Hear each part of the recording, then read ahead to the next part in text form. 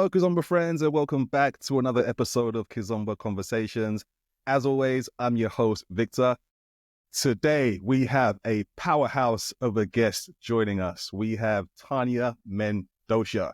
Now, Tania is not only a great Kizomba dancer, she's also an outstanding teacher. So good, she's been nominated for numerous awards for her dancing ability, and in my opinion, Kizomba royalty. So let's welcome Tania to the podcast. Hello, Tania. How are you? Hi, hello. Finally, Victor. This is our second take, right? Second take. We've No, been trying to make it happen. it's an honor to be part of your project, and thank you for the invitation. Very honored. No, Very happy to be thank you here. very much. Yeah, well, thank you. Thank you for joining us. We're honored as well to have you here. And, we had to get somebody like you on the podcast, especially, it's about Kizomba. So we need somebody like you to talk about Kizomba. All right. And we're going to definitely get into that conversation. So, I know that you've seen some of our previous episodes and you know how we start. And, generally we just want to get to know you really, So, take us back, Tania, to the early years, your beginning, where you grew up, where you're from. What can you tell us? Wow. Taking back it way, way back. Yes. Yes, so my name is Tania Mendonca. You have to say it with your nose. Mendonca. Those Mendonca, yes. And I was born in Angola, Benguela, southern part of Angola. So very proud Angolan person. But due to the situation, the war that we had, I was sent to Portugal at a very early age. I was 8, about to turn 9. And so I grew up in Portugal, Lisbon, for most of my life. And after that, at age 23, I've moved to the UK. And that's where the whole magic of Kizomba started. Where I spent most of my life was the United Kingdom, but currently I live in beautiful Florida in USA the last 3 years now. So that's, fantastic. yes, a proud mother of an amazing daughter and a wife. And very much a simple person, family orientated and very passionate about Kizomba. Yeah, no, we definitely know that. And for the people that don't know Tania, she's very passionate about Kizomba, and you're definitely going to find out more about that. So you obviously Angola, America, UK, Kizomba touches all those places, right? Right. Yeah. Yeah. So obviously you've seen lots of different things over time.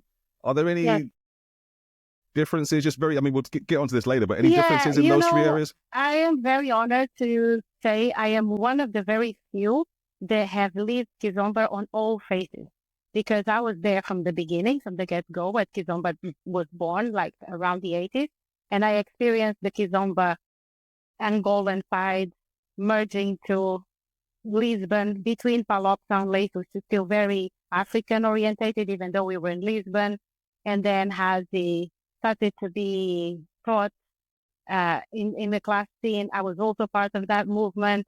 As he started to travel outside Europe, I was also part of that movement. As he reached in the US, I was also part of that movement. So I'm very privileged to say I kind of was very lucky to say that I have experienced. And yes, there are many different in the different countries that I teach and that I experience, mainly because of the culture of each country. Each country has its own culture, so then you have to kind of cater depending on how the culture works in there. But yes, it's all good fun, and it's been an honor throughout this last 15 years of career to be able to travel all over the world and teach Kizomba, something from my country, and I'm so passionate about. So, yeah. Obviously, you're Angolan, right? But I just want to touch on your very first memory, your earliest memories of Kizomba. So I know it's a family thing, but just can you talk to us a bit about?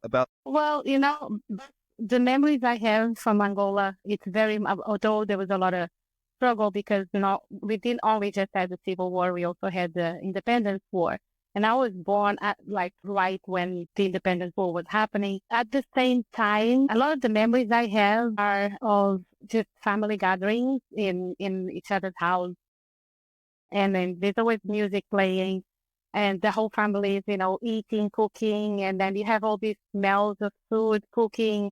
So there are pictures of, like, the mothers and the aunties cooking, and the men, playing cards in the backyard, and we Yeah. kids just running around, and always the music is always present. That's the one thing Angolans cannot live without. We may not be dancing all the time, the music is always present. And one of the things I usually tell when I tell my stories is all those family gatherings and all those parties that we used to have back in Angola back in the day. As the son would say it, again, moving to different countries, different cultures have different ways. In Angola, we don't stop partying because you have children. So no matter if you have children and you're invited to a party, that means you're inviting me and my kids. So most of the time we take our kids with us. And as the sun is setting and the night starts the dawn, we we nurse the kids. We put them to sleep in the party, and usually we just put straw mats under the table, and you have like a corner where you have all the babies sleeping on the floor and all the children, and the parents will still carry on partying and enjoying life. So dancing and partying is something we always do. Is always very present from very early age, from babies. And this lifestyle kind of ingrains in you, really. But it's not something like you stop, or have to go home because I have a baby. So now, no, it doesn't stop because of it, and we just carry on having life regardless. So this concept and this way of living, it's something we carry with us, with our generation, throughout, with our kids and our grandkids, and we just keep on passing on. So that dancing and music, it's part of us. It's not something we can separate, no matter what. Yeah, no matter how Absolutely. struggle, no matter how much of the country is in war or not war, or this hunger stuff, music and dancing is always part of our lifestyle. That So never, never, literally, you've never ends. literally grown up with it. Literally grown up with it Absolutely, from 100%. So, a baby. and if those are the early memories, and one of the reasons I say, Victor, you get to know me, I always look for depth into things. So without trying to be too much dramatic about things, but one of the reasons I still teach is to keep those memories alive. Mainly because I lost my dad through the situation, the war situation Sorry to around hear the that. 80s, and I have memories of me as a child dancing with him. As you play kids, you dance on the feet of your dad. So yes, it's nice to have those memories and just kind of keep them alive. Yeah. It's something I cherish very much. Yeah. And Yeah, no, that's I'm very great. grateful for it. Yeah, and it's great that you can have, obviously it's sad what happened there, but Yes, it's yes, something that you can remember and you can it's life, keep it right? It's alive. life. Yes, it is life. Yeah, We all yeah, we all have it, but this is my story, and yeah. all those transitions and all those ups and downs and the immigration and war and loss of family and parents and all that. The one thing that was always present was music and dance. Music. And So that's that's beautiful.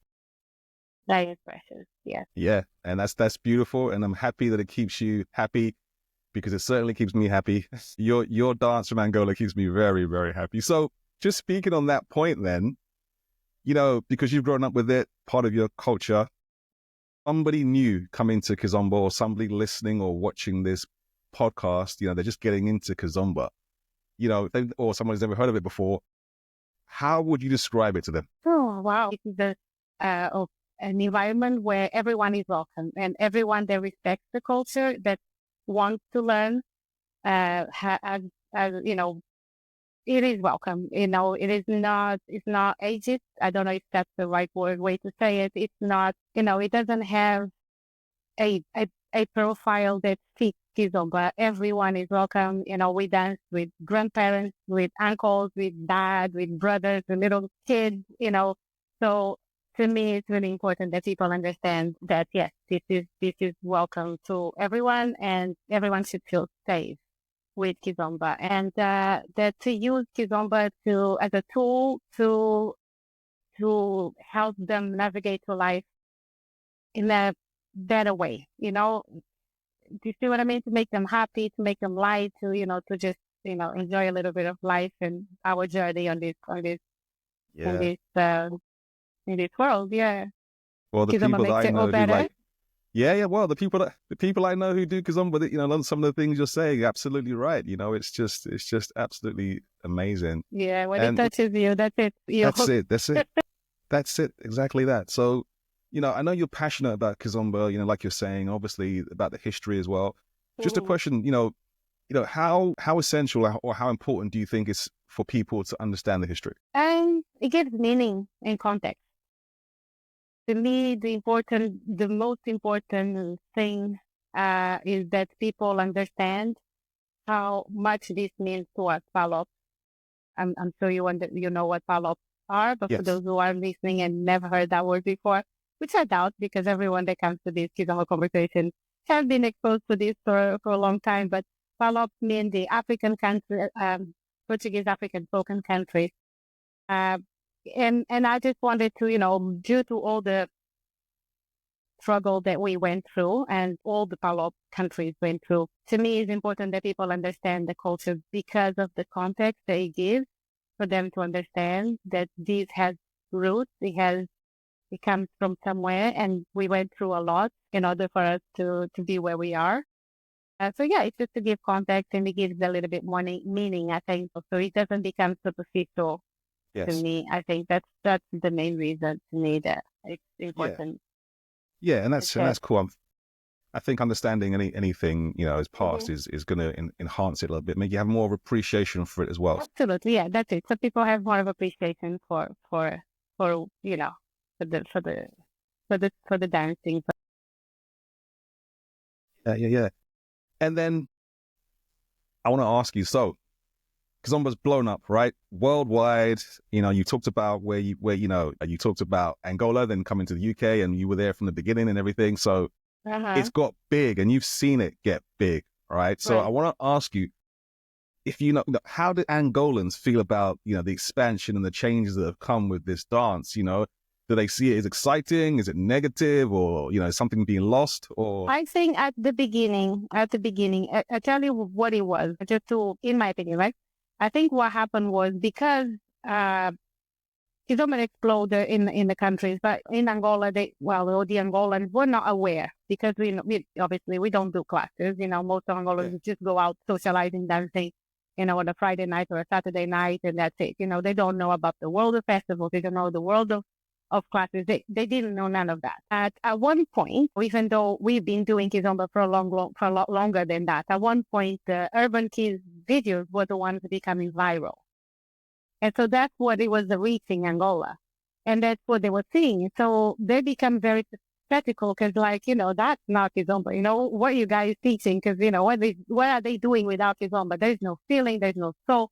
That's how Angolans portrayed, urban kids. Of course, it's different and they don't understand it. So, yes, no, it wasn't a very welcoming experience to start with. However, I think now seeing other videos of real Kizomba because then people starting to take care of that, like teachers such as myself, starting to understand the need of making videos that are attractive, they are with good quality, good cameras, and maybe matching outfits and also putting out there as the urban kids people were doing yes, themselves because they're a lot younger, they understand the social media world a lot better than and go like most of us at the time. So I think as we progressed and then we're starting to have more representation of Kizomba, then yes, it's starting Poland will become very welcome to it. And very appreciative. I receive it videos. My auntie is sending me videos of Kizomba people dancing and they send it on a WhatsApp group, the family group. And they're like, oh my God, look at this. Usually, of course, it's always more of a shock when you see someone of a lighter complexion, like a Scandinavian blondie blue eyes and yeah, a white guy or maybe Chinese or someone different to the ourselves. And we're like, oh, that's really good. These guys doing a good job. So it's always, yeah, of course, welcoming. I think as also artists, the singers are now starting to come to Europe and do a lot of shows for non-Africans and non-Palop, it's starting to become more appreciative of what we're doing finally here. yeah.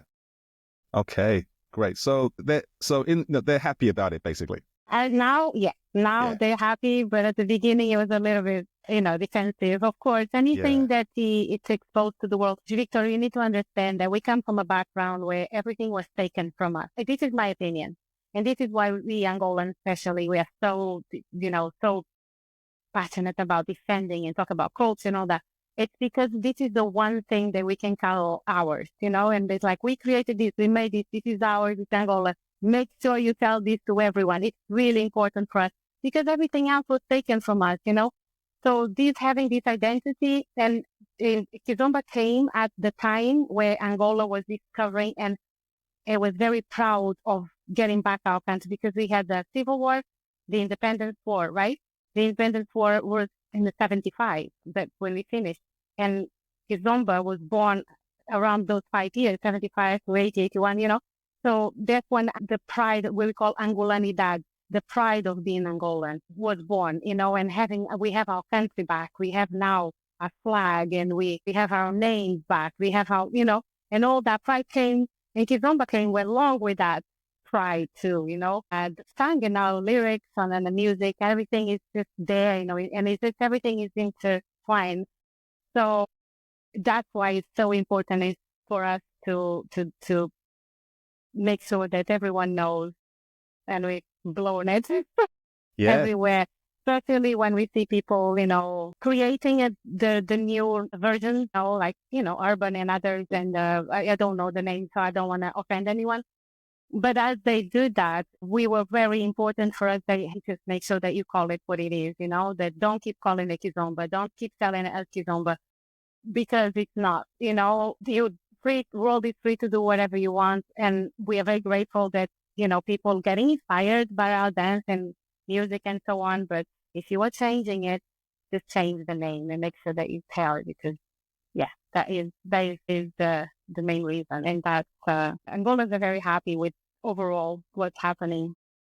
No, that's great. That's great. And I think it's got big already. I think it's just going to keep getting bigger and bigger as well. So I think it's great for Angola as well. So yeah.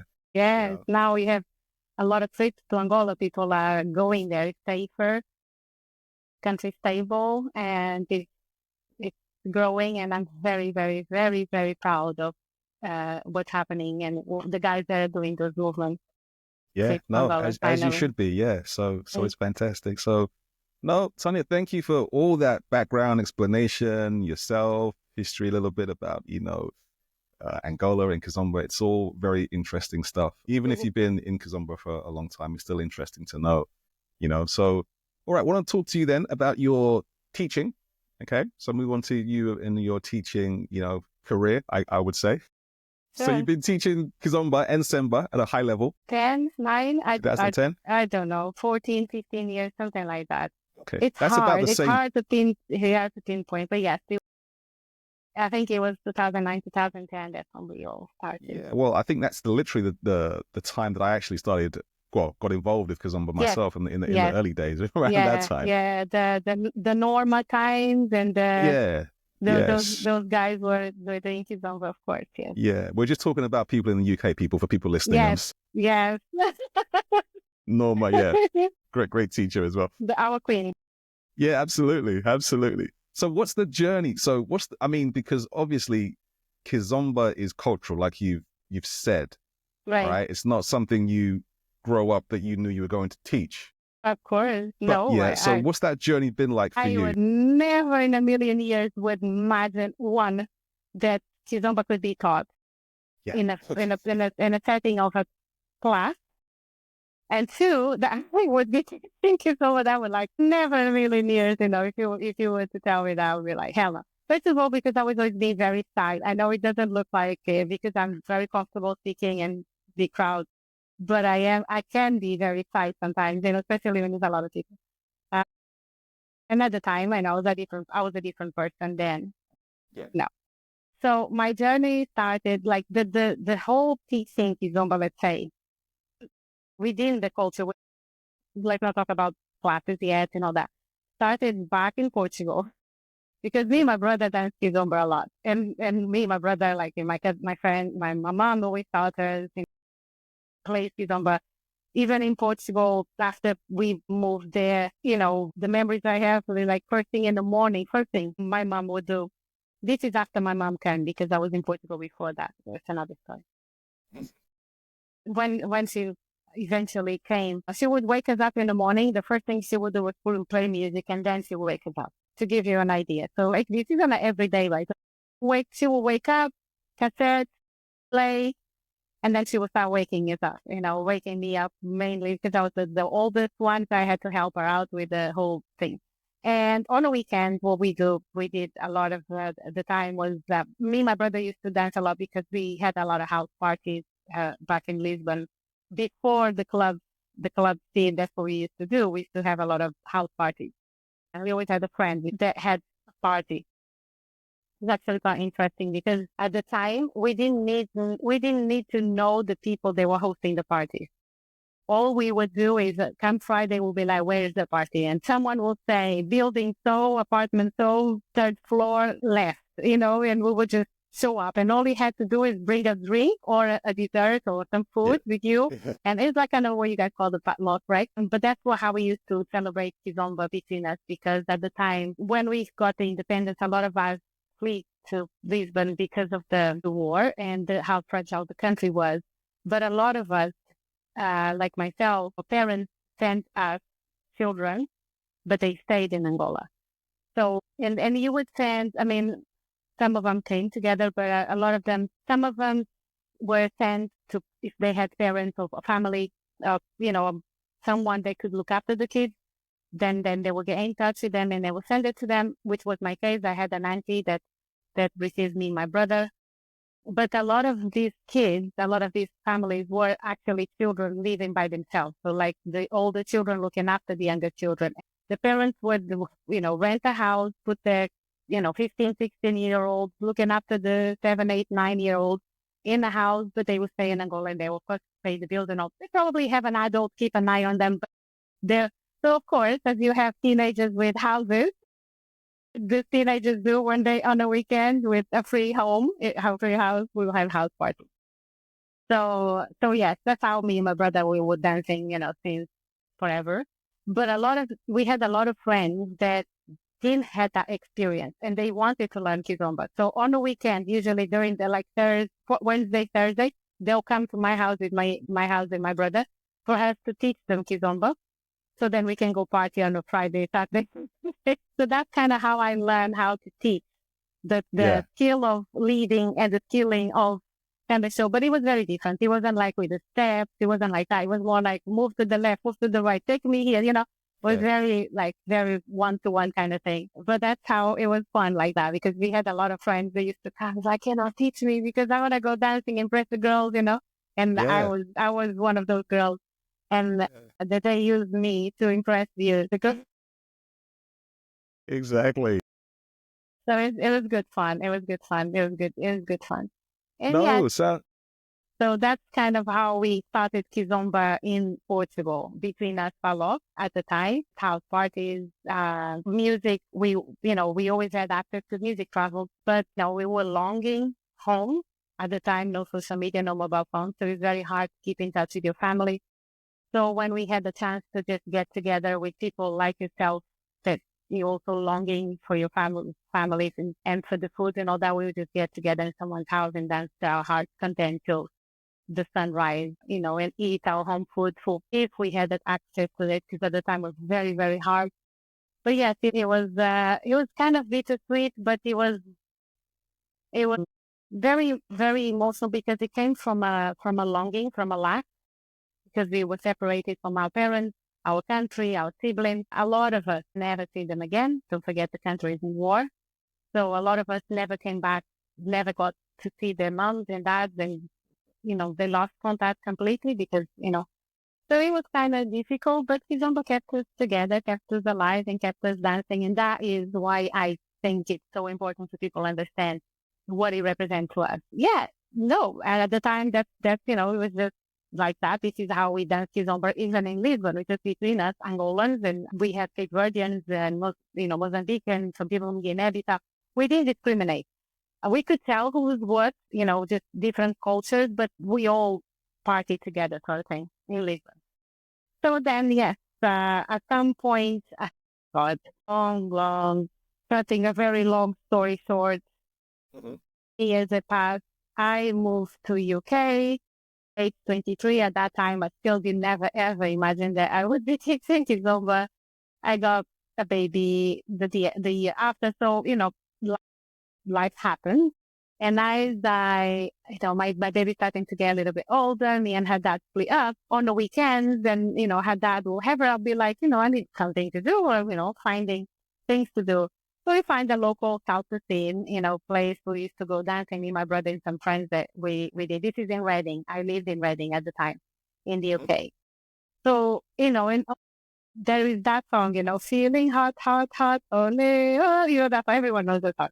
And when that song played in this little club that we used to go, me and my brother used to dance samba to it. And people used to open a circle to see us dancing because they didn't know what it was. It's like very strange. It's like, and they would like to say, no, this is Kizomba from my country. No, this is the only opportunity my brother had because no one played Kizomba. No one knew what that was. So, on that process, Kizomba starting to blow big in London. Hadn't reached Reading or outside London yet, but it was starting to, there was already classes happening, Edith and Norma and all those guys were already doing Kizomba. And someone came to me and say, hey, I went to a party or to a festival and they taught this dance that you do with your brother. So he invited someone and he asked me to help in the class. And I was like, yeah, sure. I just thought I was going to help with, seating people, giving flyers, things like that. I never thought I was going to help in the class kind of thing. But I ended up helping actively in the class, which is different and very strange because I had no idea how to teach at the time. But it was good. I had a good turnout. My God, there was a lot of people. And I was so scared. I was shaking. Oh my God, I was like, no idea what to do. But they kept insisting. It's like, oh, Tania, we want more. Please teach us. Please teach us. I'm like, you know what? I have a child. So it has to be on the weekend. Find me a place. And I thought, okay, it's just going to be for a group of friends. I'm just going to show them a few steps, just this group that we used to go dancing on the weekend. Little did I know, before I knew, sometimes I found this Kizomba Reading. The friend found the place. I started teaching with my best friend, Kat. This is my best friend. And we start teaching together. We fund Kizomba Reading. We print t-shirts. We put flyers on, posters everywhere. Okay, we just thought it was a little thing for our friends. My God, people starting to come and come and come. And I was like, okay, this is starting to become big. So I started to, trying to, really take this serious because now people are paying money and I take people's money and time very serious. So I started to really focusing and bettering my craft, prepare for classes. I was very, very, very, disciplined. About it, very disciplined and serious about it. Yes, because especially because I'm teaching leading. I'm not teaching how to follow, which it was natural for me. I'm teaching leading at this point. So I'm teaching guys, everything, and then it just started to become bigger and bigger. And before I know, I'm having people from Oxford and people having from Southampton. I'm having people from everywhere, and the classes started to become bigger and bigger, and I had the need to get a DJ because I could not longer just, play music myself. So I was like, I have a lot of people, at one point we had over 100 people in this class, So I'm like, okay, I need a DJ. And as I go to London and, go partying on the weekends, I've met DJ Hugo Boss. I'm sure you know him. So I made a deal with Hugo that I would feed him. He would come DJ for me. And then I would help. Like the deal wasn't just that. I would help him with his, because I was also I always like videoing. I was kind of the first one that was filming classes and demos and things like that. And people starting to follow me because of how I started to do that. I put on Facebook. At the time, people would just film the demos and put on YouTube. I was filming my classes on you and put it on Facebook, and people started to know of me. started, you go, I will help brand your name even bigger because it was already big at the time of bigger. And, you come and DJ for me. So he's like, yeah, cool. So he started to come and I started, to come and DJ. And he was the one who introduced me to the London scene, per se, at the time with Eddie. Me and Eddie were very briefly dance partners. Eddie Vance, just for people who don't know. I think most people will know watching, but just for people who don't know. Yeah, Eddie Vance, great dance teacher. Yeah, okay. Eddie is also one of the pioneer teachers in the Kizomba scene. Well, after you had different eras, if you will. If you wish, you had Iris and Kwenda and Rikita and all those guys to start with. And then we had the second, which was Tacosta, then me, and later Rico and all that. So we came the second. The scene was already done. There was already classes and festivals and everything else when I arrived. But he was the one who introduced me.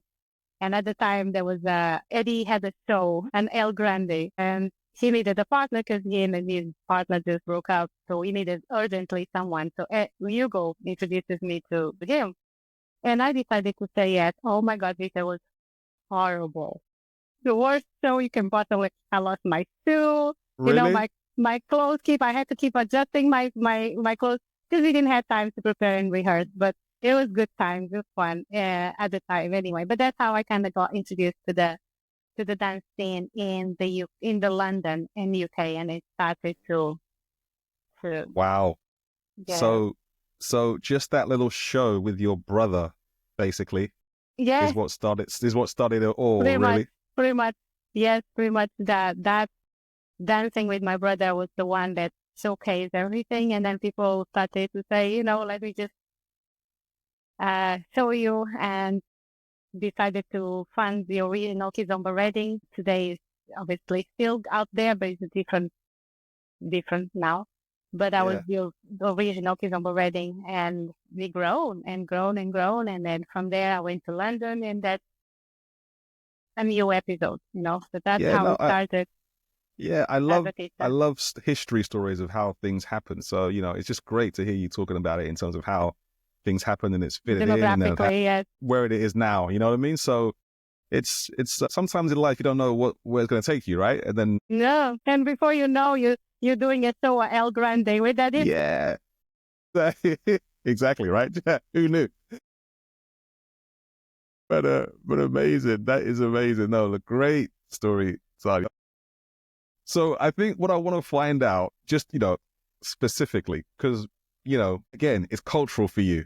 So I'm just trying to figure out what was the feeling like when you're now, because, you can move, you're a natural dancer, but now I'm having to teach this. Just want to know, how was that transition? How did that feel? It felt very odd. It was very, very difficult for me. Yeah. There was a constant debating with myself, should this be taught?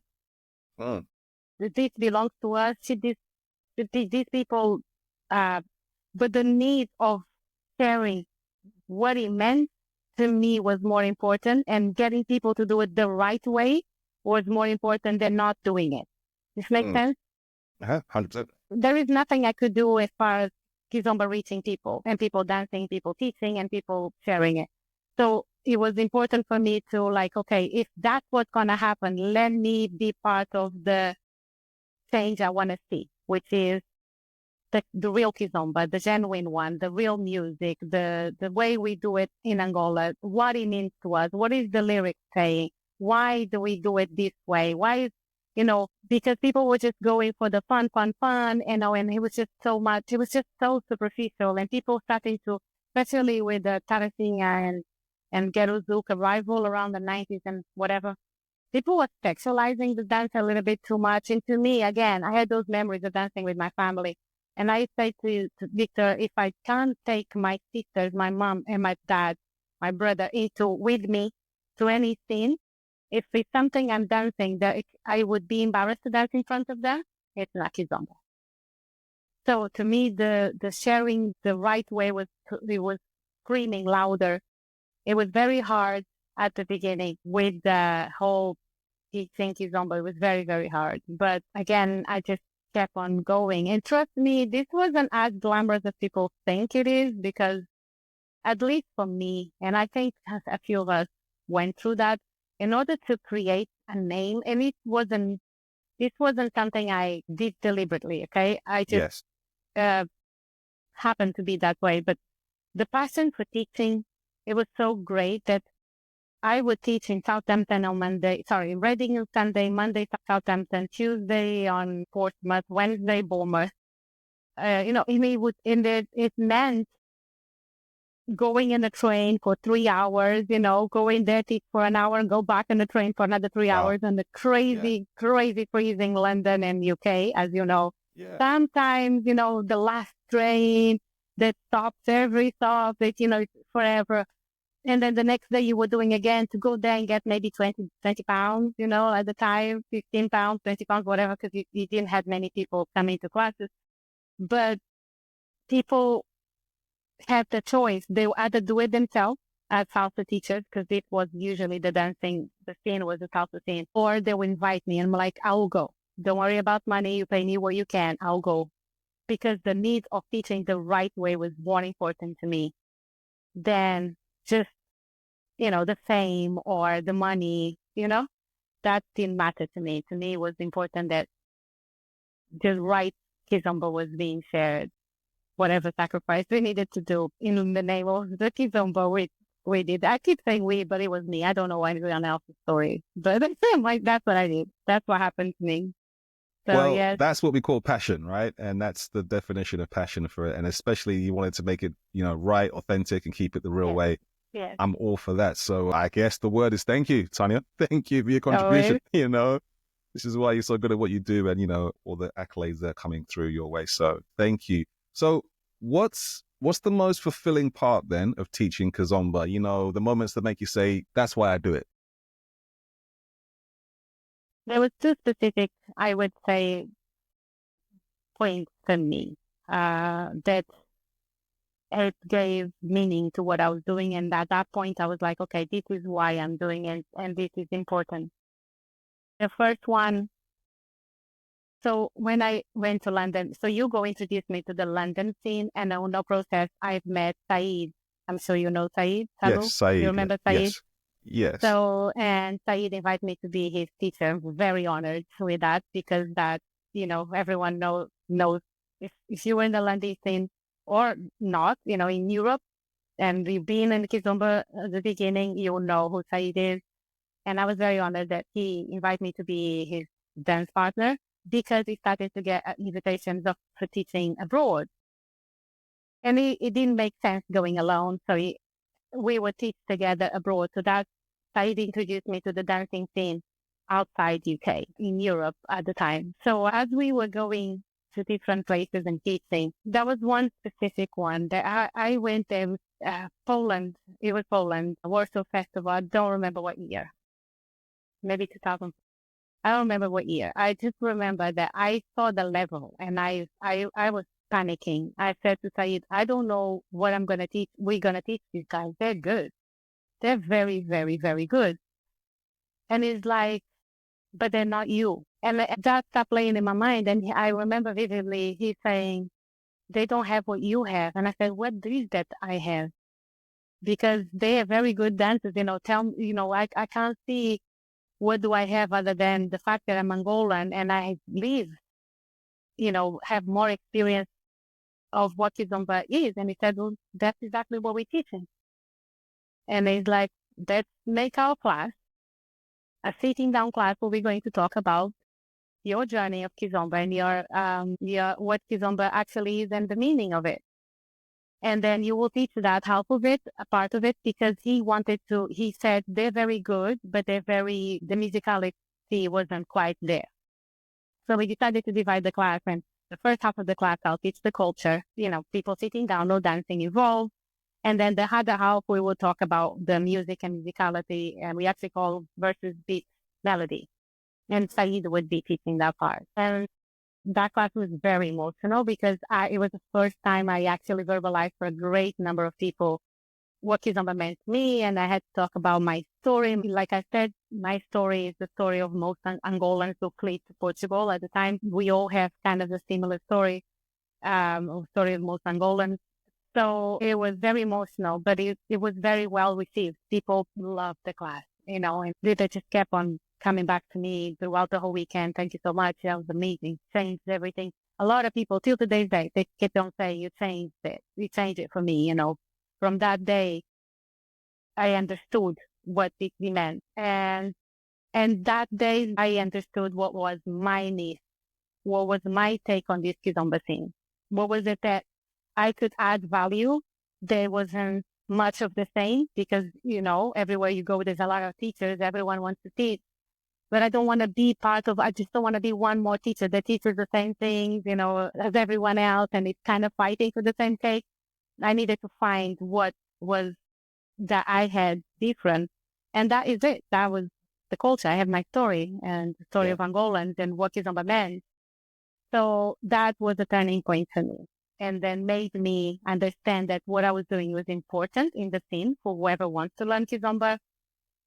That was that. And then the second time, couple of things, I was ready to leave Kizomba for good. But I've been invited. I used to be invited to come and teach at US here in USA, even before I moved here as a guest teacher. And I came here one time, and every single class I had was like it was just kind of magical, really.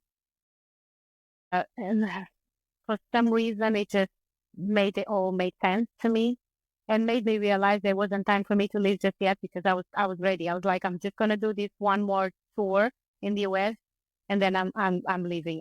I'm good to go. I'm not going back to teaching. But that tour made me realize there wasn't time for me to finish yet. And then the tour finished with an event here in US that I went. And for the first time, I felt home. And it was Tawa.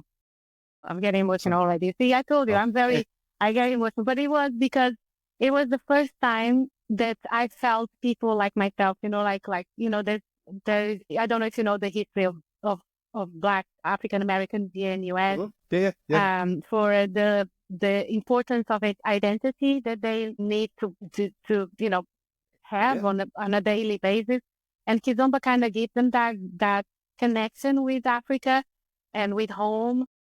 And when I went to Tawa and I saw so many African Americans, it felt like one of those days when I used to dance back in Portugal, in which just so many, and everyone was so grateful and was just so receptive to learning the Angolan way because that's what they wanted. They didn't just want to, and it was just magical for me. And I told Saeed, it just feels like home. And it was really, it gave a different meaning to me.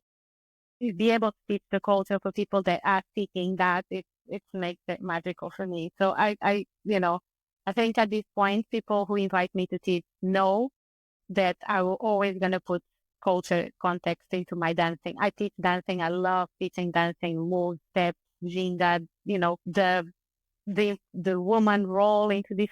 Everything is, I love it very much. Teaching the cultural side, the why we do it this way. It's, to me, the most important of all of it. That's what makes it to me. And it's great that you found your why. Absolutely.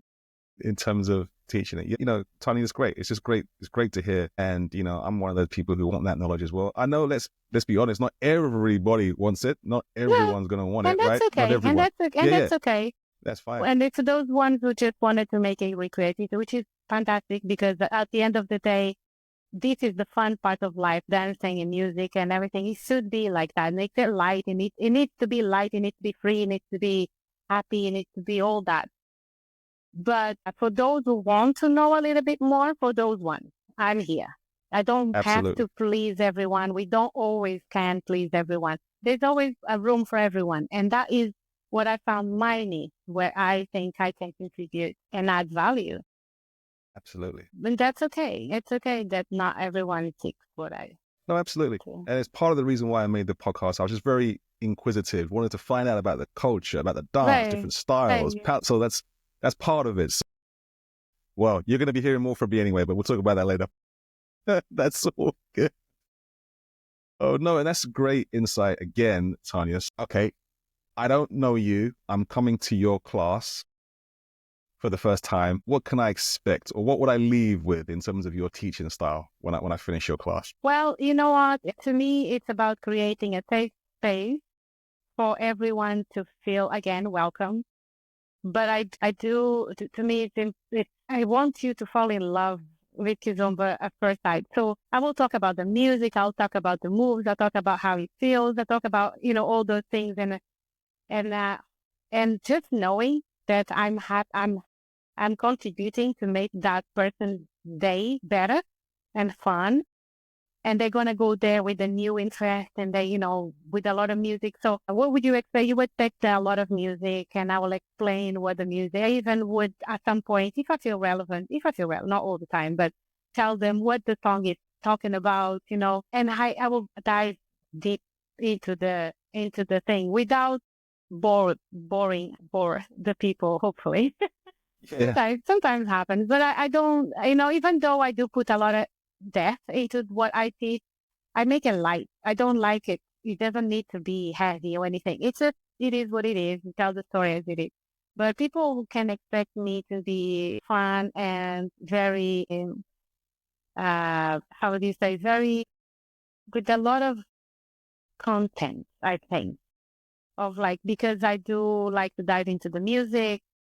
I like to introduce the singers. I think it's important that we put the name of who's doing what. I will, at some point, I will talk about what it comes from and how we do it there. And I'll probably put a little story of, back in the day, my mom used to do this, that, or put a story with my brother or with my sister.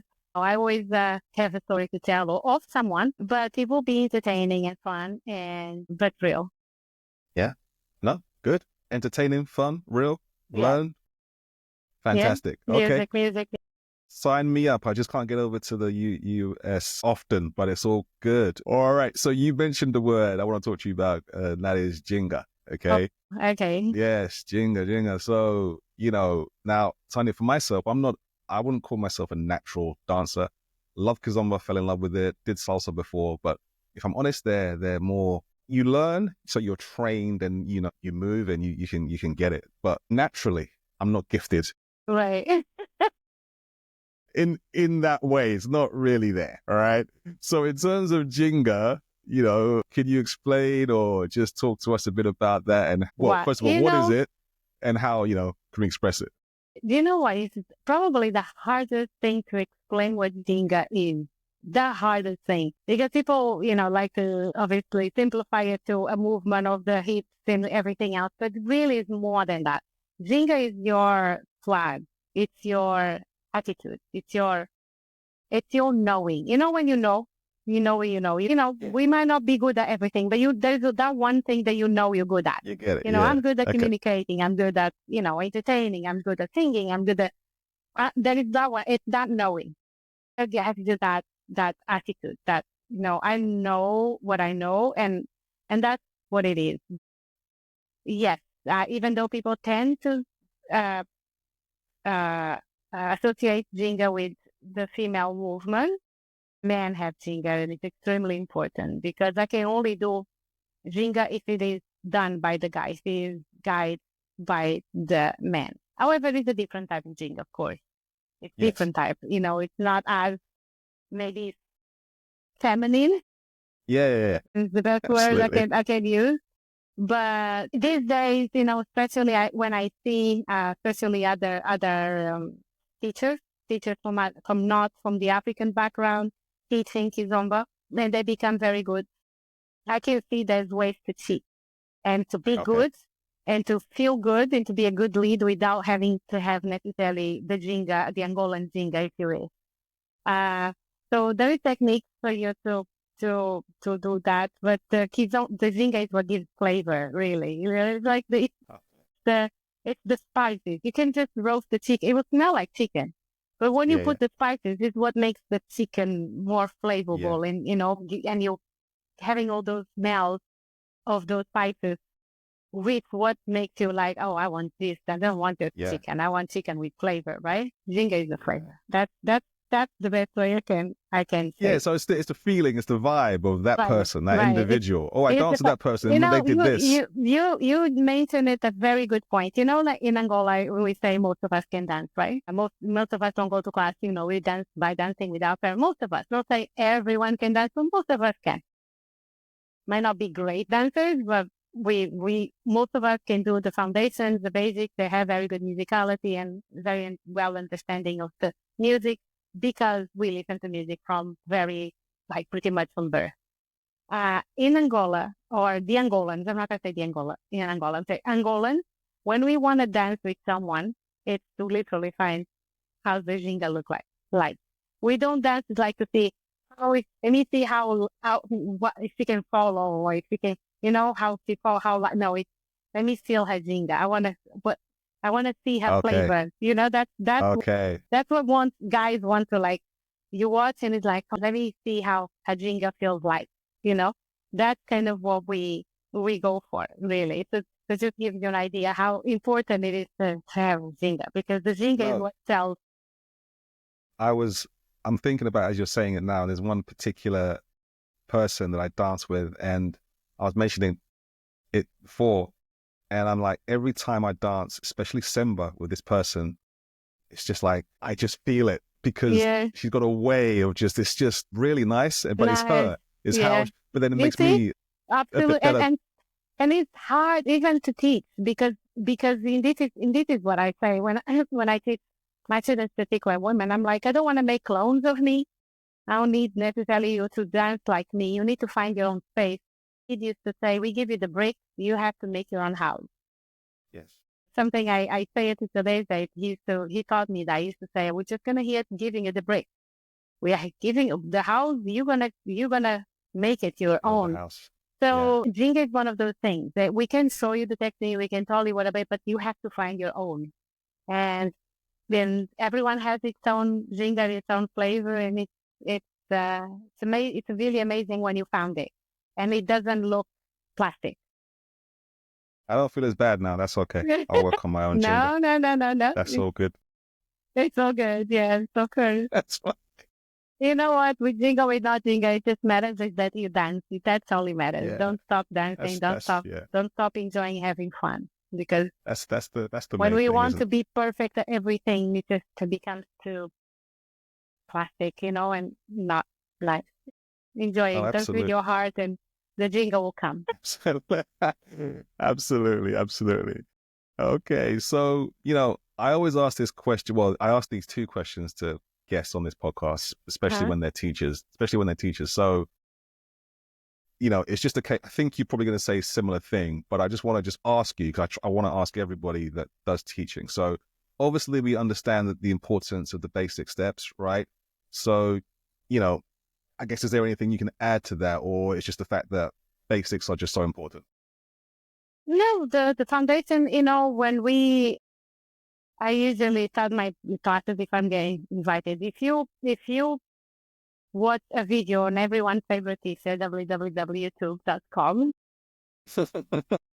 and if you watch a video, and you have that side kick, side kick, side, well, Mm. you know it's bachata, right? Just by watching. Yeah. You don't have to play the music, just by watching that. If you go to 1, 2, 3, and 5, 6, 7, and 1, 2, 3, 5, 5, 6, it's Mm. salsa or mambo. I want to use the wrong word.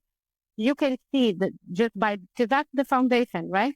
Kizomba is the same. You need to have a foundation. The virgula, the circle of movements, the retrocesso. That's what is Kizomba. Kizomba. Everything that you add into it, it's fine. It's as long as it fits into the dance, it's okay and good because it's creativity and that's what's supposed to do. But the foundation has to be there because that's what keeps Kizomba grounded. That's what keeps uh, uh, Kizomba really. The foundation has to be there. So if you take that away, which is why, if you really want to know, in my opinion, why do we feel so disconnected with urban kids? It's because the foundation is not there. We don't see enough Okay. virgulas. We don't see circular movement. We don't see retrocessos. We don't see the same type of shuffling. Kizomba is not there. It's not Kizomba. We see movement linear, too many, what would you call, pass, light. We don't see too much weight transfer. We don't see those elements for Kizomba. The foundation of Kizomba is not there. That's what we don't see. Therefore, we don't see ourselves in that sense. That is, I see. and then the music, right? The music is also not there. Our music is very rich. It has a lot of instruments. It has a lot of going on. Its urban keys tends to be a very heavy beat. How do you say? If you wish, to an extent, of course, with nuances, but that heavy boom has to be there.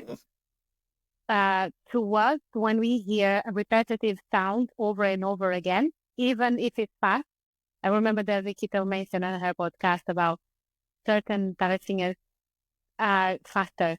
And I know it's very hard to explain because to us, as long as if it has a repetitive sound over and over and over again, Angolans read that as doing the same step over and over and over again.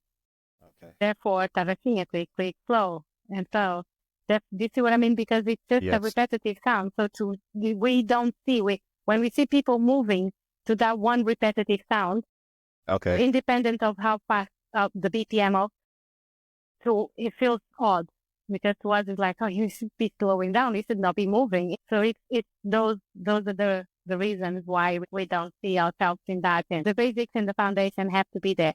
Whatever you decide to throw at it, in between, as long as you keep that foundation, that rotation, that virulence and the processes, we need that keep Kizomba grounded in the foundation. Yeah. Under that. Interesting. No, that's great. And then the other question, what makes, in your opinion, a great leader and a great follower? What do they need to have, those two, to become a marriage? Just a great leader will respect the space of the follower. He will adjust himself for the follower. A good leader will guide. He will not force himself. He would guide, and he will create that space into that he can guide the partner, and she will be able to follow because she wants to be there, not because she's forceful being there. A good leader will respect the music, will follow the music because the true leader of the dance is the music, not the man or the woman that is doing the leading. A good lead will adapt to the level of the follower and will know how to make it about her. The good lead will match the energy of the song, in the sense of, if the song gives you a vibe of, it's rich and spirited, then that's how you would lead your dance to be. If the song is low energy, then you also adjust to that. In saying that, sometimes we feel the songs in different ways depending on the follower we have. So a good follower will have presence. A good follower, in my opinion, is the true leader of the dance. Why? Because it's how she responds to him, how light, her ginga, her presence, that you will instigate, that will trigger the creativity of the lead. This makes sense, right? Because, if you are a very, let's say, conservative type of leader, you just, like to keep your steps small, you like to dance in close embrace, you're not more of a, you are matching the energy and the song is not telling you to do all those things, and you have a follower that doesn't understand that and she just, overwhelming, then the guy wouldn't be able to do anything, literally nothing, because she's not allowing. So a good follower will know how to match the energy of the lead. Lead matches the energy of the song, follower matches the energy of the lead. And then hopefully, we'll find a great balance. But it's her presence and her lightness and how calming demeanor she has to dance. And with the calmness, where she can be able to read the guidance and then just be, true balance. Yeah. But yes, that's the best way I can say, from the dancing, as far as the dancing is concerned, lead follows the energy of the song, follow matches the energy, and then it's all about matching energy, really. Yeah, no, thank you, Tania. So anybody listening, you've heard it here.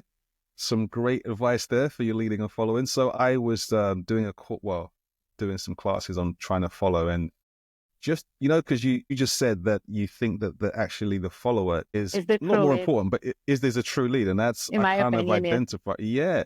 And, just being a follower, it's really, really, it's hard. It's hard, but it's really important that you follow well in order for the Right. dance to be a good dance, Yeah. if that makes sense. Yeah.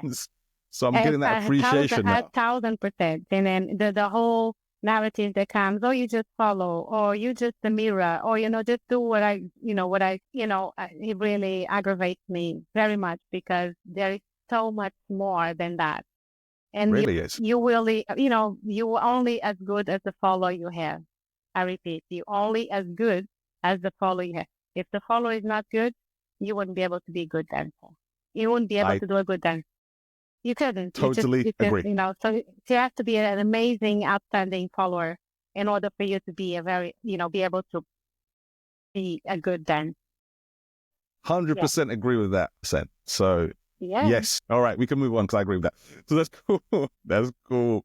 Okay. All right. So, all right. Speaking of dancing then, Tania, who are some of your favorites? I mean, you don't have to give that, but, My I know we've seen you dance. I've seen you dance online with Rakita, with some other people, but, Rakita is one of my favorite followers to watch. She knows that all the time. She's a great lead, but the way she follows that girl is wow. Like, she's one of my favorite followers. One of your favorites. To watch. Not even lead, to watch. Just watching her following, I think it's wonderful. She's very mesmerizing. I think when I tell her, she's like, I don't see that at all. And I'm like, yeah, you know what? You don't need to see what I see, right? She doesn't see herself following. It's with my eyes. Nah. Rakita Alta, you're amazing. So she really is. She really is. She's a great lead as well. One of the most. There is not many females that lead, as you know. There's only a handful in the whole dancing scene. There's a lot of so there's a lot of women that lead these days, but not teachers. That's what I meant to say. Like that teaching, lead. Well, I think the question is really who you really enjoy, dancing with. So when I did ask Rakita on her episode, she did mention Rico. She said that she has a really good dancer. Rico is my girl. Dancing with Rico is so nice. Rico has that swag. He has that Ginga, that you just don't want to stop dancing with him. It is very hard to answer that question. I will probably go back to say, perhaps my brother. I'm sorry. Okay. It's just that we grew up together, and to me, there is one you matching the energy back into that, but we also matching stories, and it just feels like it feels like because I don't know. It's hard to explain. But when you're dancing with someone like my brother, or maybe even my husband, even though he thinks, he's not good enough because I'm a teacher, so on, like, oh, you're a teacher, you expect me to do moves. No, actually, it's the other way around. We seem to happen because I go to festivals and we teachers, the guys think that they keep on having to throw a lot of moves to entertain us, especially because we teachers, and that's what we teach, right? We teach moves. But really, in actual fact, it's the opposite for me. When I'm dancing, I just wanna simple, good old dance. Give me a retrocesso and a virgula all night long, and I'm in heaven. As long as the music is there, I'm in heaven. So some of the people, I love dancing with many of them. It's because they're amazing dancers everywhere. If I go to Europe or US or back at home, and you have so much talent everywhere. But what makes me, my soul, touches my soul, is when I dance with my brother or my husband or one of my own. It's not being, saying that there is no. It's just that sometimes it feels a little bit performancey, and a lot of the times and we were saying that the other day, how it's nice to go to a club like a Angolan in Lisbon, where you go and no one knows who you are, because they don't know you're a teacher. It's not a festival, it's just a club, and everyone there is just Angolans, and they don't do classes, nothing like that. And it just so nice because no one knows who you are, and they're just simple, and just free. They're not there performing, trying to show off or anything like that. It feels really, really good. But when I have a chance, when we go to a wedding together, it's been many years since we dance, unfortunately, because life does that beautiful. to us, right?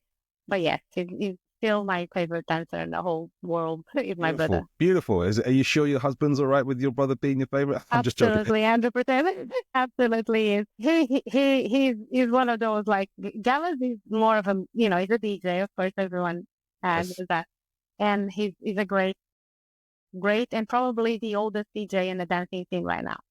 I would dare to say there is no one who has as long a career as playing in festival scene. I'm speaking not in the follow-up world, but I'm including both. But as far as dancing, he just dances, not saying that he doesn't like dance. He does, and he does dance. He doesn't like, he likes it, but his dance is very, like, simple, nice, not too showy. It's not showing. It doesn't fit his personality. It's just a good lead. Love dancing with him. I Yeah. could dance with him all night. But he feels, even with me, that he's his wife, he feels like he's not good enough. Because he feels like, oh, you probably expected me to do all these moves.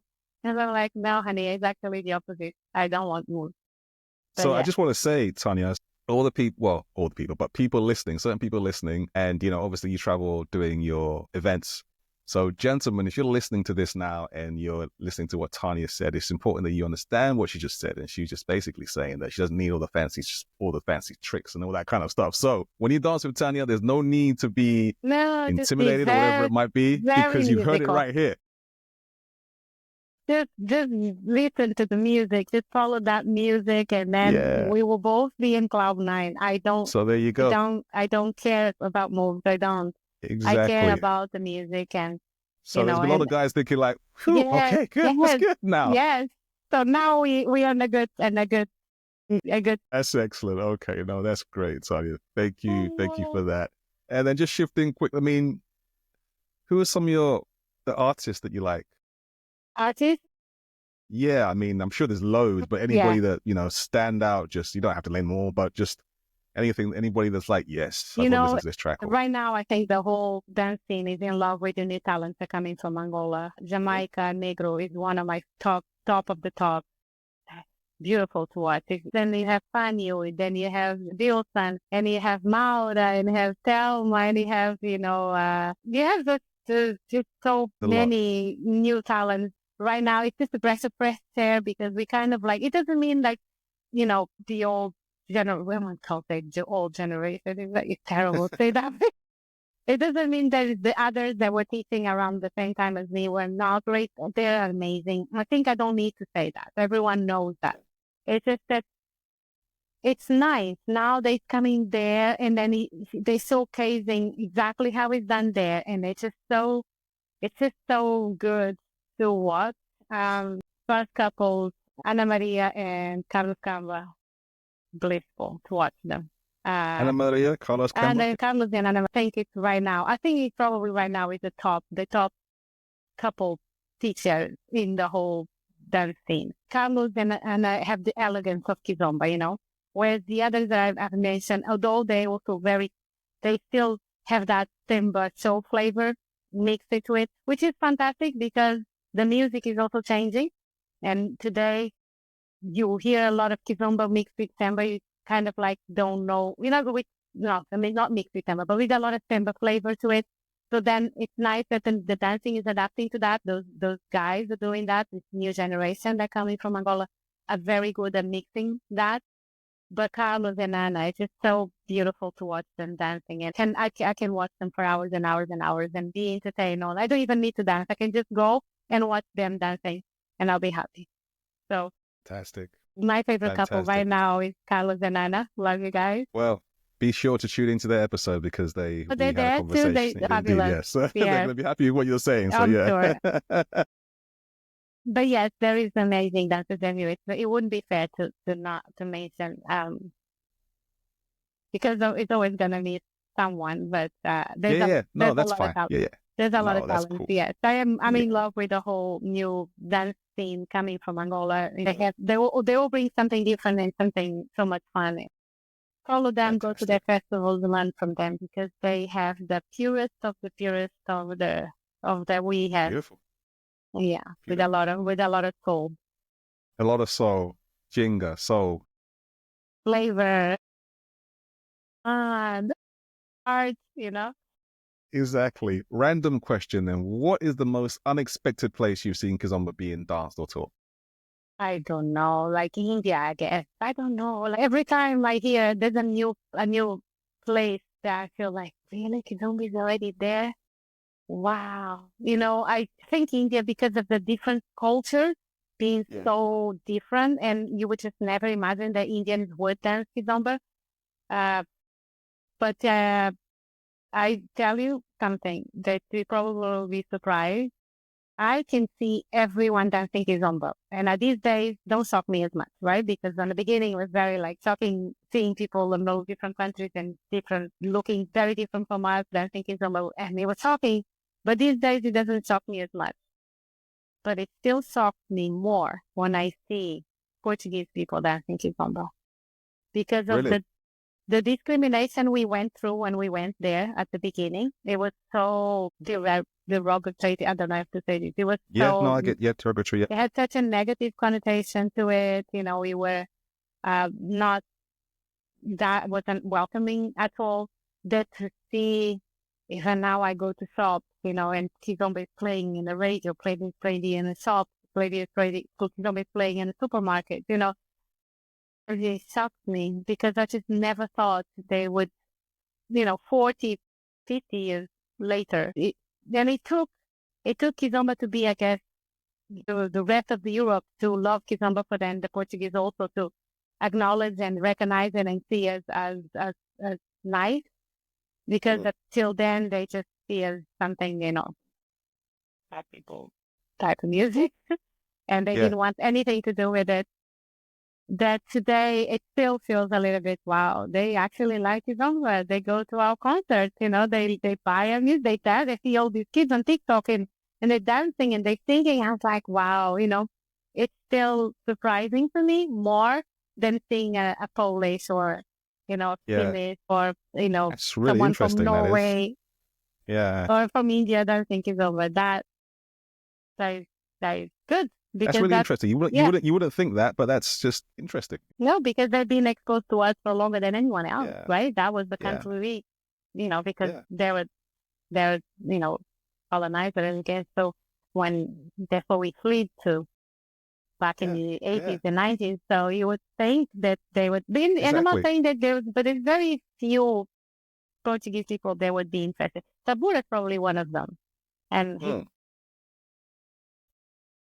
Yeah. Miguel and Okay. Susana tells it maybe as well. Miguel told his story, and I didn't knew that his parents also been to Angola, so that's why he was exposed to it. I guess because he loves it. He's so good at it as well. But yeah, it's interesting when I hear in Portugal, like, oh my God, that's something very Well, that wasn't very, the answer I was expecting, but very interesting. yeah, very Very, interesting. very Yeah, it's interesting. interesting for me too. Okay, cool. So, Sonia, I want to talk to you about, because I know that you are an advocate of women on the dance scene. Right, Yeah. And that's great. That's fantastic. And I know you have had a project. It's called More Than a Follower, right. I believe. Yeah. Yeah. So, for people listening then, are you able just to tell us a little bit about that, where it's been and what you do with it and then where it's going So and why it's yeah. important? So the More Than the Follower is a movement that I created back in 2016, I believe. And it really was mainly because of the importance of acknowledge the importance of the follower in the dance. From that narrative of you just follow, you don't have to do anything, just go wherever I take you and so on. But mainly because if you think about it, women always outnumber the guys in the dancing scene. So the Kizomba scene is supported by women, if you think about it. I don't want to, throw numbers because I don't know, but at least every festival or dance scene that you go, club or out, 65% of the people, if not more, are women. So that we are supporting. However, when you go to classes, the classes are always male orientated. And very, very rarely you have couples or female teaching the females. You have females like myself, guilty as anything, including me, Vikita and others, are teaching male steps to males. Even though of course, we also go to the women and we'll show the women, but the class is still very male orientated. It's still very much putting the value into the lead more than the follow. And it's, to me, extremely wrong. And I don't understand, I don't get it. Why people not catering for women if they're the ones supporting and surprising the whole dancing thing. So that's what the whole You More Than a Follower came. It's more for giving that power back. Really, it's like, take your power. Also, because in my culture, in Angola, in Angolan culture, and I would say Africa in general, when we women, like when we go out to dance, the whole dance scene that we have, the subculture that we created, the festival scene, it very much put all the value into the male, into the dance with the guy. Whereas in my culture, if we like the music and there's a song that I like and I want to dance, we dance. We don't need the guy to dance. We just stand and we dance. We dance by ourselves. And that's something I felt like it was really important to transmit to women. Like, you don't stop giving in so much power. Stop putting because, I kept on going to places like, there was too many women. I didn't have any dance. Still, this is what we hear all the time.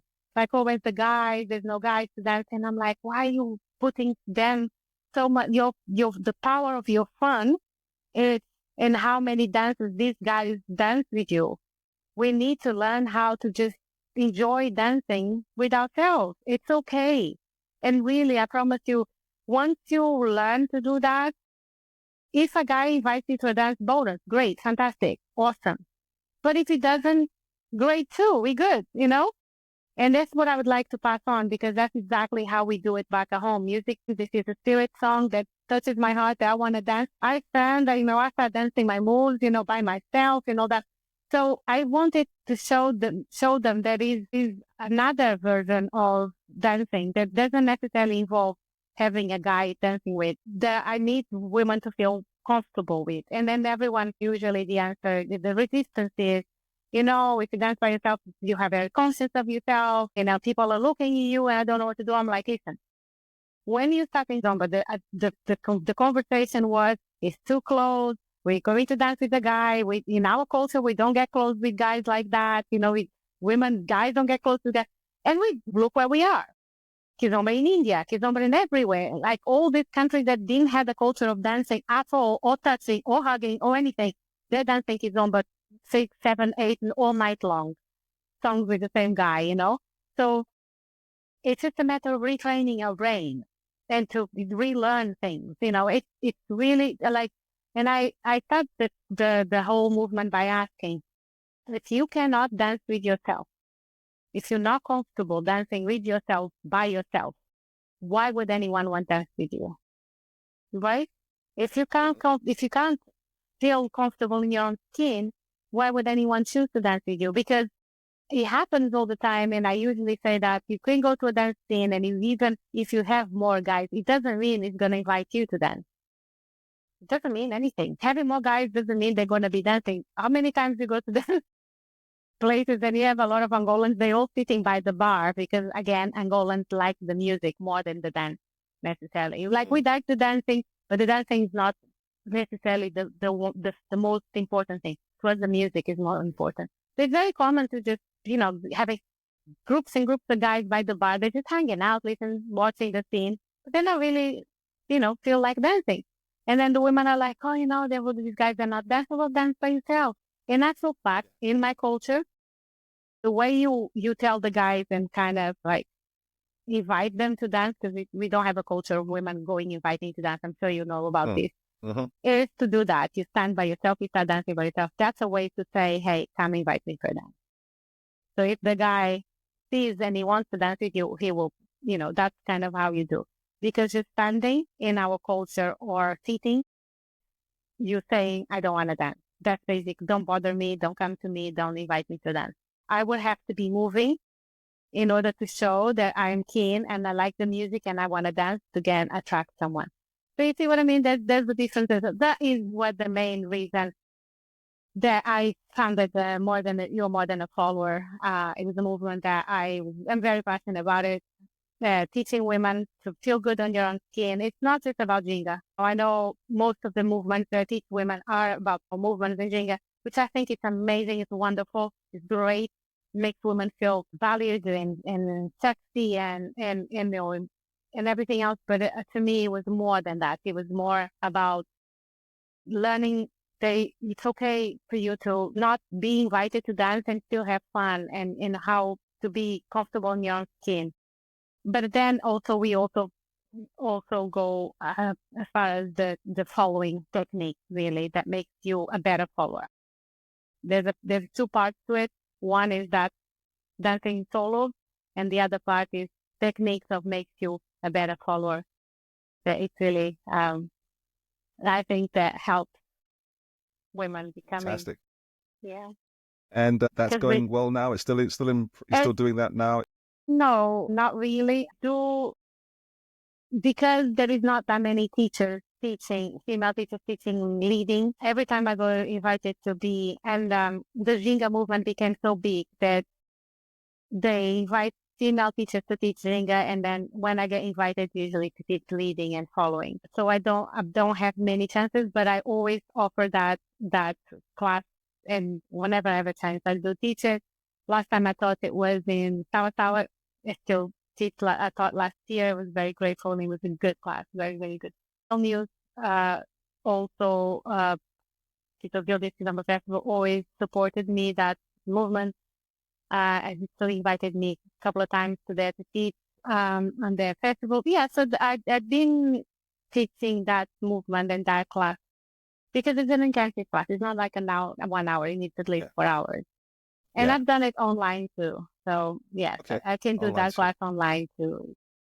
Okay. It's something So else. we can just maybe look out for some more stuff in the future around that and that one then maybe. Yes, Yeah. work for women. Yeah, for sure. Yeah.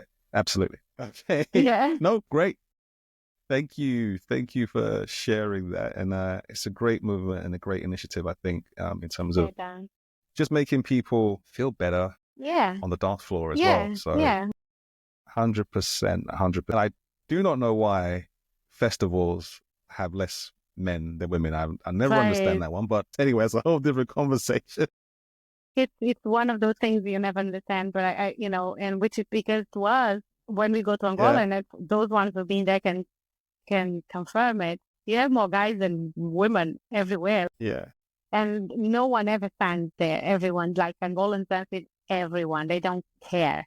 Whereas you go to festivals everywhere you go, no matter what. And I realized that the South routine is the same. I'm not sure, but it's always more women than guys. But, uh, Really, really interesting. But very interesting, but yes, we should start working for them and realizing appreciate that as promoters and or event organizers. absolutely. Yeah. Start catering for women and put the value back on her because she's the one supporting you. Really, the direct Absolutely. message to them. I'm Yeah, looking yeah, at their no. And eyes now. yeah, yeah. And thanks So for bringing yes, that to the fore, Tanya. Thank you so much. 100%. Yeah, So just want to almost just got few more questions for you. And yeah. then the thing is, I want to, so obviously, Kizomba is a big part of your life. Okay. So how has it impacted you both personally and professionally? What would you say? So Kizomba, even though it's not always been my main job, I always treated like the main job for me. It keeps me alive, really. It just gives me that, keeps that flame alive. And every time I teach, people come to me, and if I just change one life, and it's this awareness, this contribution to make someone's day better. And you are part of that. You are the reason they feel better. Imagine that imagine your job is to make people happy. That's what I do. I make people feel good. And Kizomba makes you feel good with yourself. It's not just a dance where you go, like a club, you're having fun, vibing, drinking. No, you teaching helps people feel good with themselves, makes them it helps their self-esteem go bigger. And we all going through whatever, right, in life. And I love to be part of that one moment where people just forget everything. And then they just submerge in music. And I would be able to teach them techniques and moves that makes them feel that they can be part of something and be good at it. And to me, and they go home feeling happy and better, and they can't wait to go again, and they can't go to the next festival, and they're starting to, to go for other classes and so on, and to give those seeds to people. It's an amazing lifestyle to have. It's a great life that I've been having. I tell you, it's a privilege. It's been a privilege being serving Yeah. the community, and that's how I see it. I'm serving. I know it's not about me. It's about Kizomba. I'm just representing it because I'm just a tool to teach what it's Kizomba that I really care for. It's not about me, but I know that I have to be good at it, at teaching and sharing my culture and giving that passion. I have to sell it in a way that people keep coming back.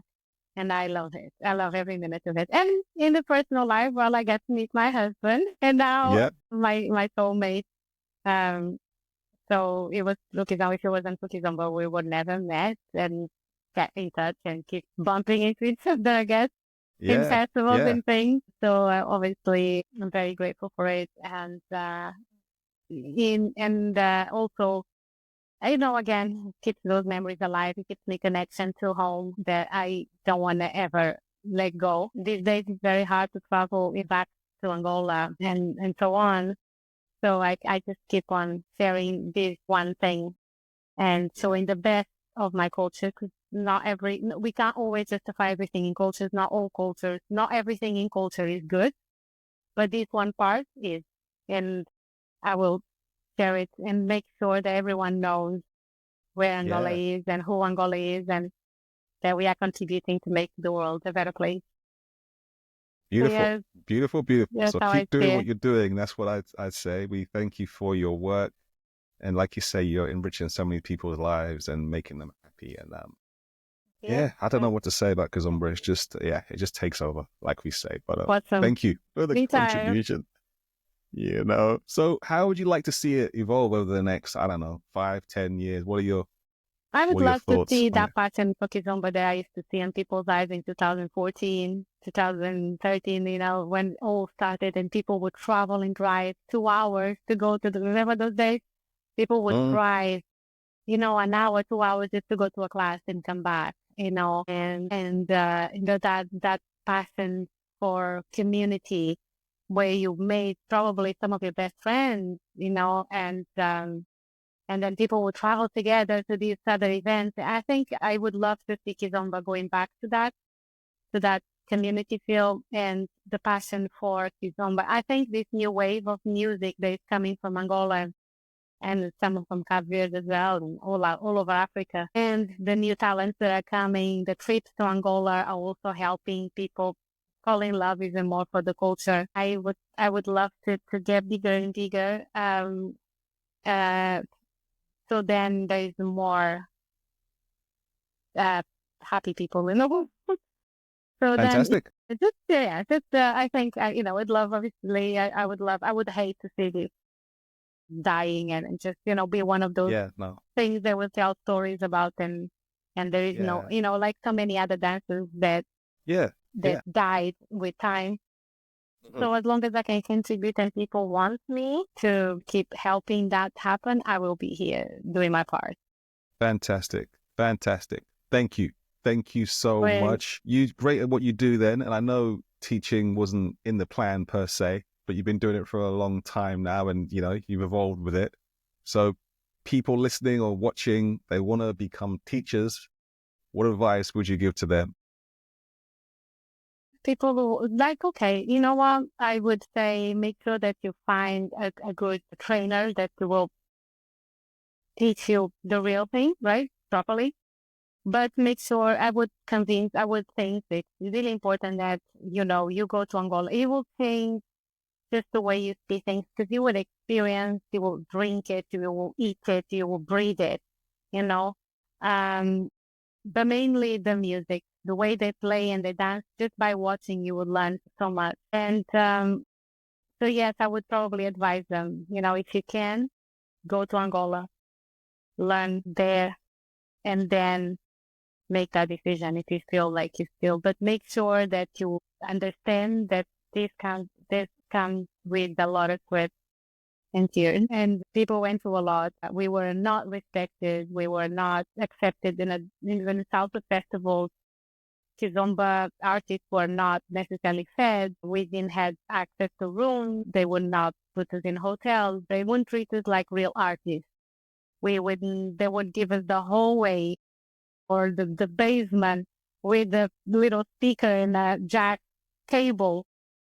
Wouldn't get the real DJs. They would just ask, you could just play Kizomba. This is how Kizomba was treated. And we had to fight our corner really, really hard to be respected and say no. And we were united. At that time, we were very united. I remember, even in UK, if we were invited to somewhere to teach and someone was mistreated and say they're not giving us, we will all say, okay, none of us are going, we either all be treated the same or none of us would be going. At some point we were united like that. So we were fighting our corner and all of us did our part with a lot of respect for each other. So yeah, just understand that. Also, try and see if you can find your niche. Try and see if there's something and you become really, really good at it and teach it. As a teacher, this is the question I ask myself. Am I still adding value? That's number one. Am I part of the problem or the solution? Because sometimes becoming a teacher, it's just part of the problem. You're not really part of the solution. It makes sense because it's one more teacher. And it just says it's too many, I think, already. And am I still relevant, or am I delusional? Because there's a lot of teachers these days that insisting in teaching and their time is gone. It's like, things have changed, new blood is came, it's time to go. Sometimes we have to have that awareness. Yeah. Okay. You have to have this awareness. It's like, is my time gone? Am I still relevant? Is what I'm doing still adding value? Because if it's not, then I'm part of the problem, not part of the solution. And I'm not helping Be emotionally aware, basically. Yeah. So that's all the questions. But new teachers, go to Angola. Invest in. Yeah, no, and great advice there. Yeah. And actually, I wanted to ask you, so you've answered my question actually in that question, but I'm, at the time of this recording here, I'm going to be going to Angola soon. About that. So yeah, I was going to ask you what advice you'd give me, but I think you've answered it. But Angolans are pretty chilled and laid back, and they're very welcoming. They're very, very grateful for the whole new movement of people going there, drinking from the. They're very grateful for that. There is nothing that gives us more pleasure. They're sharing our culture with people that want to learn from us. So we don't get kicked. Trust me, we don't. I know it sounds like it and it comes across like but we don't. We really want people to share. We want people to learn. We want to share. We want everyone to know. So you're going to love it. You're going to love everything about it. But make sure that you take comfortable shoes because you'll be dancing a lot. There was the last trip, I think it was Kuritanga with Carlos Samba. One of the girls came out of the plane in a wheelchair because that much dancing. Okay. Wow. Yeah. Of course, you'll be surprised. Like that is hardcore dancing nonstop there. So I'm already a little bit, very nervous about dancing with some of the people out there. Because don't do like that because no one is judging there. That's the one thing we don't do. No one is judging. No one is, frowning on you. No one is like frowning. It's a frowning. No one is like looking and thinking, no. That doesn't exist. Everyone is, the one time I went there to teach, just before the pandemic, I think 2020, I think, I went to teach and the teachers were from Europe.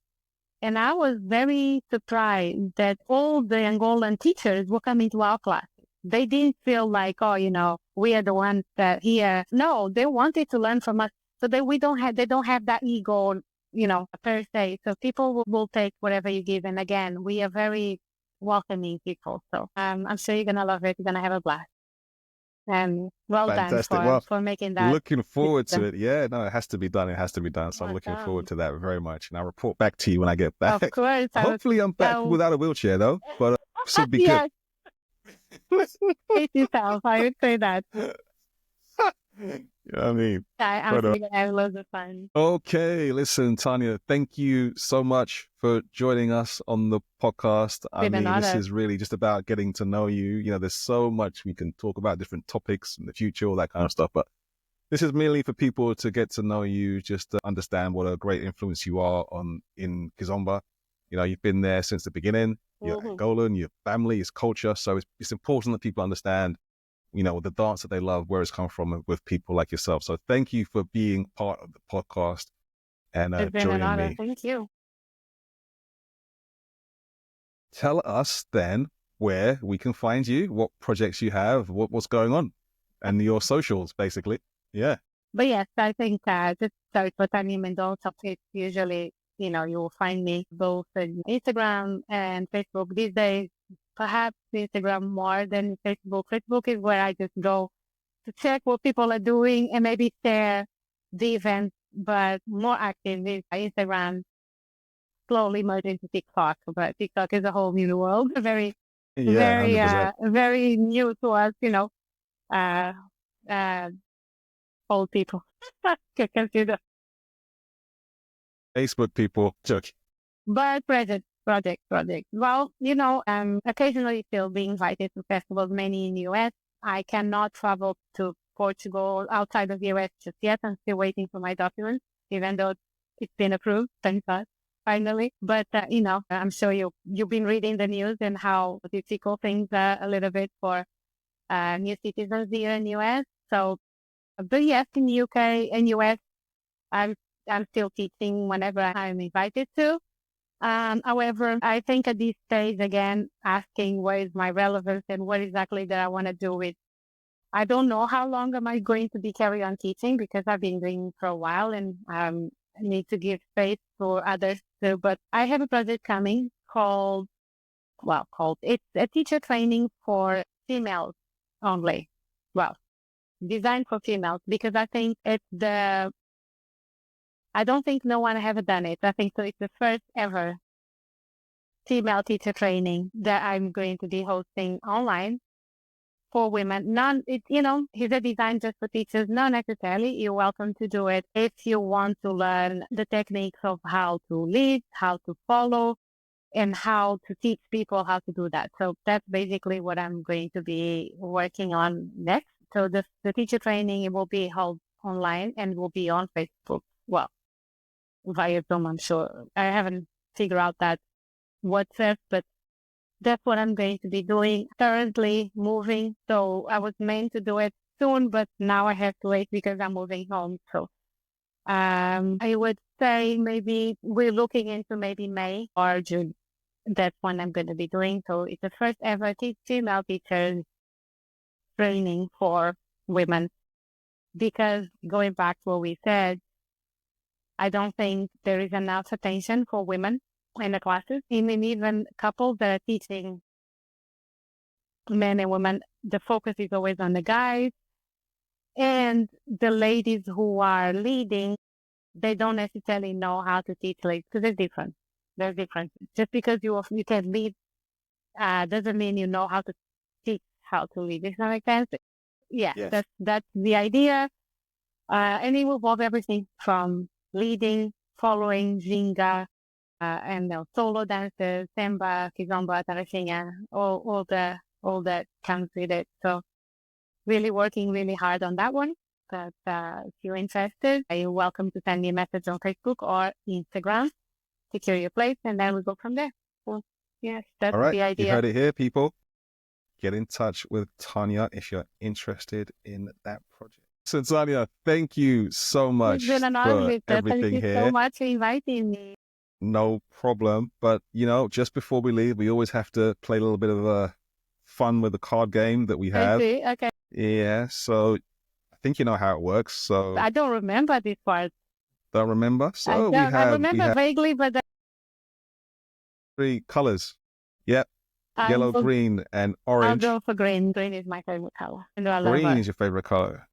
All right, so you answer these two. So greens. Question is, it says, would you rather lead every dance for 1 year, or would you rather follow every dance for 1 year? No switching. So just 1 year, 365. Please. You have to do just one of them. At this point, please. Lead and why? Because lead I have control. With following, I don't have control. So if the guy doesn't have the musicality on point, if he doesn't have his retrocesso, I'm like inside I'll bleed because it's such a good song, and the guy is not there. Sometimes that happens. Very rarely, but it does happen when I'm leading, having control of the dance. Okay. So, and I love the challenge of leading. I love the music, the expression that allows me to do. I love the whole. Let me find out how the sea follow. What the Ginga like. I love that. And then I just love the challenge. Just love leading. I love leading very much. Okay. So I would gladly do a full year with no following whatsoever. Just not following leading. whatsoever. Yes, with leading. Okay. I will Cool. be days I will be very unhappy. Oh my God, yes. But yeah, leading. Okay, cool. Excellent. Next color. Oh, orange. Let's go for orange. Orange. All right. If you could change one thing about the Kizomba scene, what would it be? A very, very good question with a hard. Yeah. The ego that comes with it sometimes. The people tend to have the egos. Okay. The egos, the big head that comes and then leads into a little petty fight and negativity that is totally unnecessary. I don't like it. It's one of the human characteristics that I despise. It's, big egos and gatekeeping and all that things, that sometimes humans have. And when they come in a dancing scene, they tend to have it. Whether because, I'm Angolan, or I am a DJ, or I'm a teacher, I'm a promoter, I'm this, I'm, good looking, I have nice loafers, I have a sexy body, I am, whatever, I don't like that. I think we should just treat everyone with respect and as equals. So egos would be the first thing that I would love to be able to get rid of. Fantastic. Can't disagree with that. Just come and have fun and dance. Yes, that's all we're doing, people. And just that's enjoy. It. Yeah. This is supposed to be fun. It's not supposed to be competitive or I don't like that. I get it. Okay. I get that. Cool. The last one, which was yellow. Okay. I tend to answer the last one. So your question. Yeah, but the funny thing about this is that you'll see the question, so it's more suited to you, and you'll see why in a second. Okay. But I will answer it kind of if I was in that situation. So it says, would you rather always dance in heels or barefoot? Right? So it's more suited to you, right? But if I was to answer that somehow, I think I'd probably say bare feet, because I literally do not know how you ladies do it in heels. I got no idea. This look painful to me. The heels gives you that sexiness and that feminine movement to the body. It's nice. It's nice. But when the real music that touches my soul, and I always say that this is one of the biggest differences between Africans and European / American now, because I'm in America, women, is that when we go into the scene and the Europeans, like, the people who learn Kizomba as adults, let's say that, they would go in their flats and then they take their shoes in the little bag. And then when they get there, they change into their dance shoes and then they dance on that, even no matter what, right? Like they get blisters and they bleed and all that, but they will stay on the heels all night. We are the opposite.